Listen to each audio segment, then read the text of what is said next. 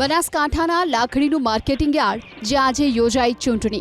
ખેડૂત વિભાગની 10 અને વેપારી વિભાગની 4 બેઠક માટે કુલ 27 ઉમેદવારો ઉતર્યા છે મેદાનમાં। 1983 મતદાર પૈકી 1965 મતદારોએ કર્યું મતદાન। આવતીકાલે હાથ ધરાશે મતગણતરી। લાખણી માર્કેટ યાર્ડની સ્થાપના બાદ પ્રથમ વખત ચૂંટણી યોજાઈ। જો કે આ ચૂંટણીમાં ભાજપમાં ભાંજગડ થઈ, કેમ કે પાર્ટીની વિરુદ્ધ જઈ ભાજપના જ 8 સભ્યો ચૂંટણીમાં ઉતર્યા, જેને લઈ જિલ્લા ભાજપે 8 સભ્યોને નોટિસ ફટકારી ખુલાસો માંગ્યો।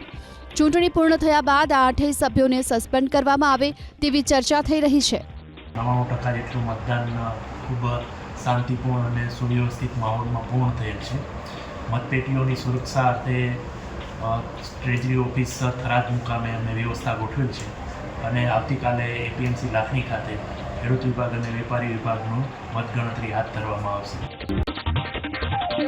બનાસકાંઠાના લાખણીનું માર્કેટિંગ યાર્ડ જ્યાં આજે યોજાઈ ચૂંટણી।